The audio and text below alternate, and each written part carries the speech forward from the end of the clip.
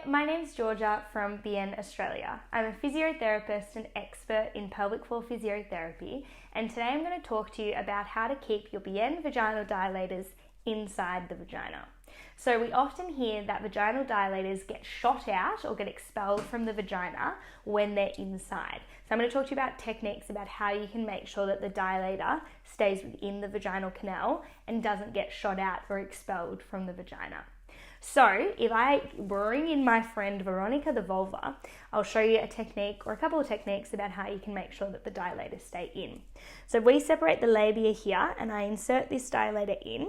The reason why dilators can get shot out of the vagina is often because the pelvic floor is tightening around it and that pressure is pushing the dilator out.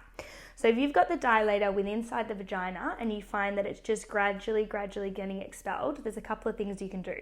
Number one, if you're lying on your back kind of with your legs apart, so like open, then you could cross your legs or straighten your legs out so that your legs are pushing, or the skin on the inside of your legs, so your inner thighs, are holding the dilator in place. If that's comfortable, that's one of the easiest techniques that you can do.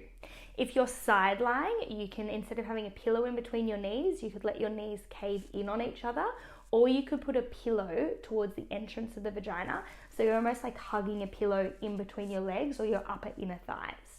You could also, if you prefer to be in that legs open position on your back, you could simply use a hand to hold the dilator in place.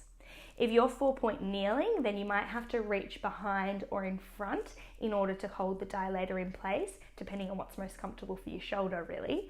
But often you need to have a hand there. Sometimes you might be able to keep your legs close together and that be enough to keep the dilator in, but that doesn't work for everyone. Then the last position that's most common is sitting or a straddling. So if you're using the dilator where you're sitting on top of it, then often it doesn't fall out in that position because you've got pressure up through there. But if it is, because there's nothing holding the dilator in place, get a couple of rolled up towels or a couple of pillows and straddle the pillow so that your legs are on either side to keep the dilator pressed inside the vagina. Now, it's not essential that the dilator needs to be all the way inside the vagina, depending on what your goals are, but for most people, we want at least 3/4, if not the whole dilator inside the vagina, so making sure it stays there is really important. For more ideas on positions, how to use dilators, and all things pelvic pain, head to bn.com.au.